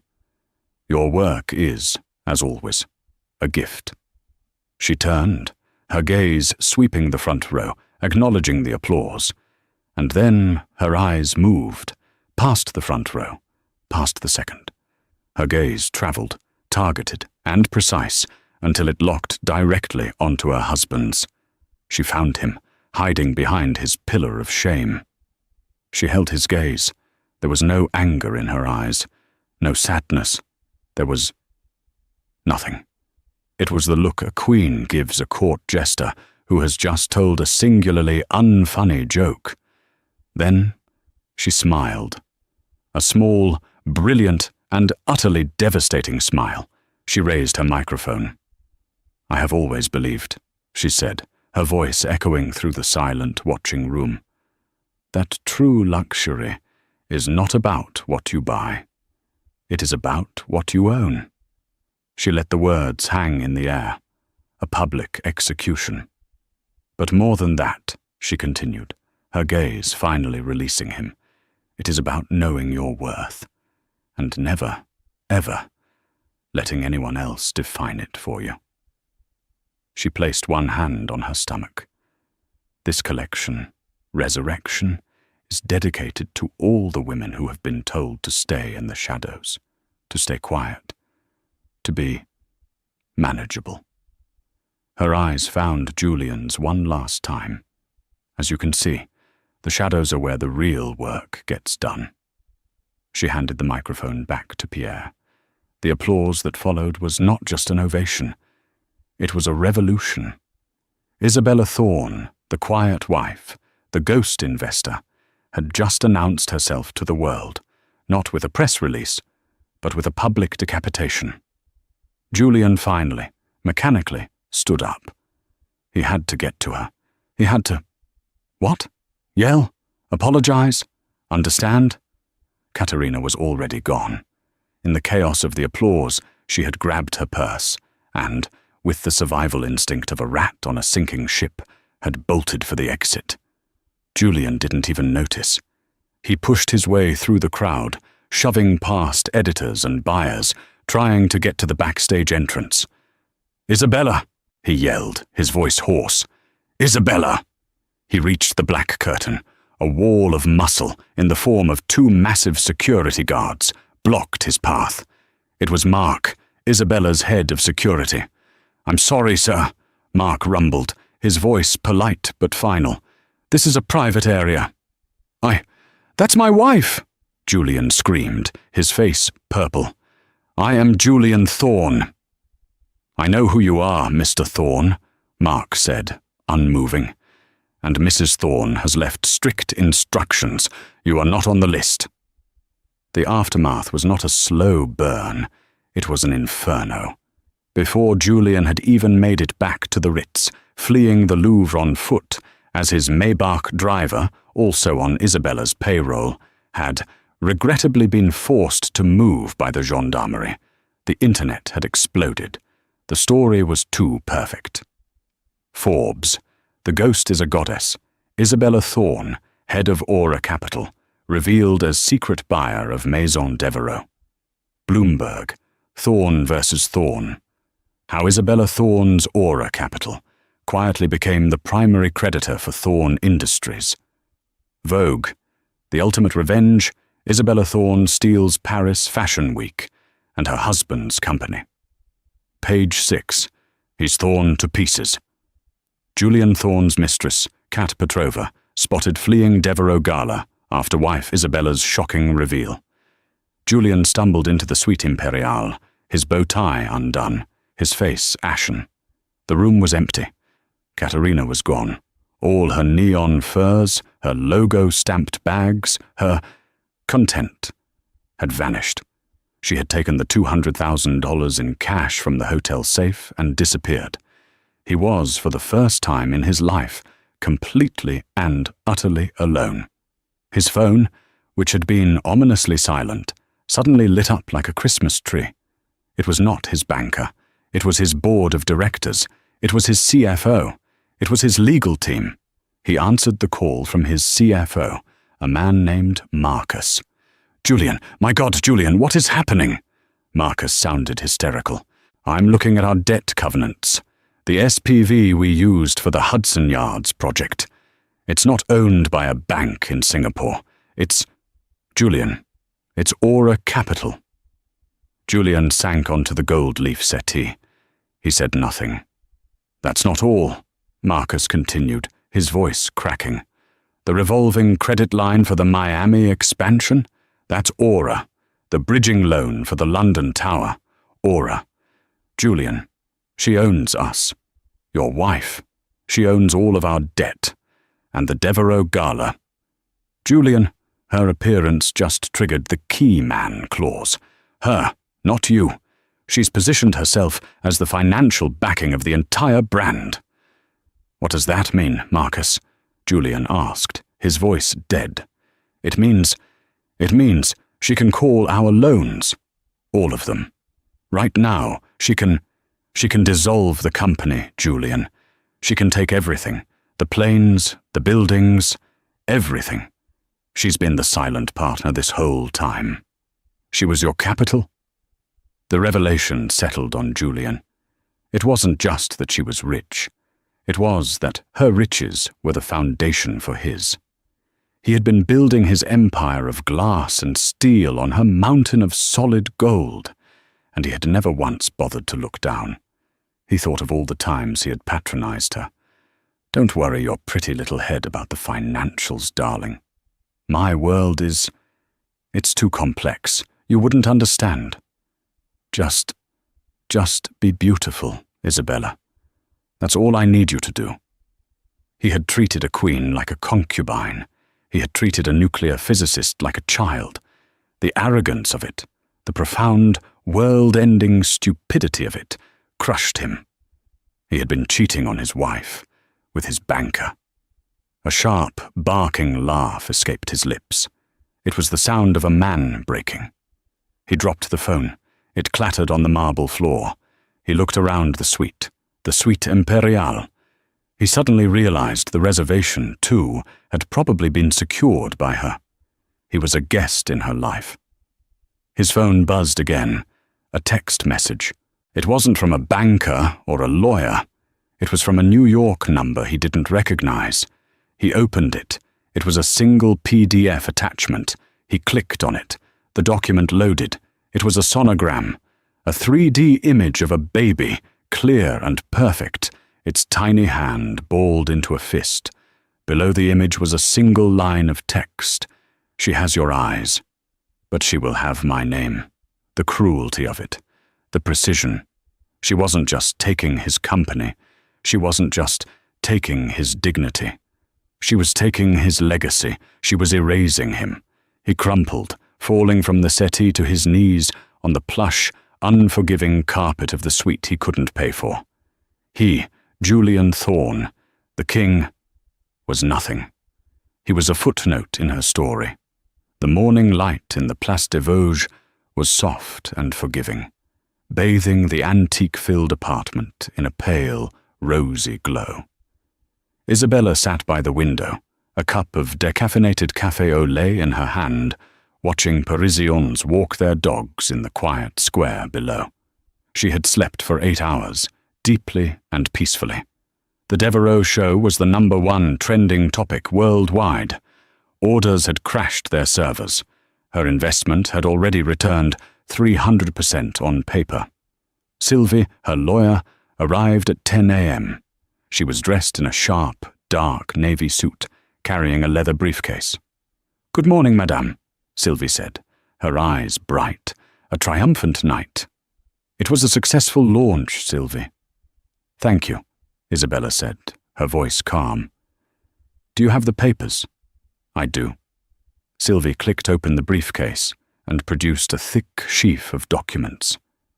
"These are the preliminary divorce filings. We are filing in New York on grounds of infidelity, with ample evidence." She placed another, slimmer file on the table. "And these are the loan recall notices for Thorne Industries. We have given them 30 days to secure new financing, which, as we know, is impossible. They have no other collateral. Aura Capital will absorb all physical assets, including the Park Avenue penthouse, by the end of the quarter." Isabella picked up the top divorce paper. She didn't read it. She already knew what it said. She just looked at the blank line at the bottom, waiting for her signature. "He tried to call," she said, nodding to her phone, which was on Do Not Disturb, 17 times. "He also attempted to board a flight back to New York last night," Sylvie reported. "Unfortunately, his jet was grounded, pending a surprise FAA inspection that our Washington office arranged, and of course, his first-class ticket on Air France was cancelled." "Payment issue?" Isabella almost smiled. "He can fly commercial." "Indeed, madam, in coach." The simplicity of the end was almost anticlimactic. For years she had dreaded this, the confrontation, the tears, the ugly fight. But by moving silently, by treating her divorce as a corporate takeover, she had excised him from her life with the clean, painless efficiency of a surgeon. There was no drama left to have. He had no power, no leverage. He was just a man, a broke, humiliated man who had made a very bad decision. "And Katerina Petrova?" Isabella asked, a flicker of curiosity. Sylvie allowed herself a small, grim smile. "Last seen at Charles de Gaulle, arguing with an EasyJet attendant about her excess baggage fees. She was attempting to fly to Dubai. The $200,000 in cash she was carrying was flagged by customs. She is currently being detained for questioning. A loose end, Isabella murmured. She'll be released. Her talents are not illegal, just expensive. She is no longer your concern. Sylvie slid a pen across the table. Madame? Isabella picked up the pen. She thought, for a fleeting second, of the man she had married, the charming, ambitious, vital man he had been a decade ago, and she felt a small, genuine pang of, not sadness, but pity. He had become a caricature of his own ambition, hollowed out by ego. He hadn't just betrayed her, he had betrayed himself. She signed her name, Isabella Thorne. It looked different now, not a name that was an attachment to his, but a name that stood alone, a name that owned things. It's done, Sylvie said softly. No, Isabella said, placing a hand on her stomach. It's just beginning. She stood, walking to the window. The city was beautiful, her city. She had a company to run, a fashion house to rebuild. And in 3 months, she had a daughter to raise. A daughter who would be born into a world where her mother's name was the one that mattered. A daughter who would never, ever be told to just be beautiful. She would be told to be a Thorne, an Isabella Thorne. And that, Isabella thought, was the most valuable asset of all. And so, the curtain fell on Julian Thorne's gilded life, not with a bang, but with the quiet, decisive click of a pen. Isabella Thorne didn't just get revenge, she redefined it. She proved that the person you underestimate the most is often the one holding all the cards. She didn't burn his empire to the ground. She simply signed the deed and took the keys, all without ever raising her voice. What do you think of Isabella's ultimate power move? Was it the coldest revenge story ever, or a masterclass in business? Let me know your thoughts in the comments below. Do you think Julian deserved what he got? And what do you think happened to Katerina? If you loved this story of drama, high stakes, and sweet, sweet justice, please hit that like button. Share this video with someone who needs to see it, and most importantly, subscribe to the channel for more stories just like this one. Click the notification bell so you never miss an update. Thanks for watching.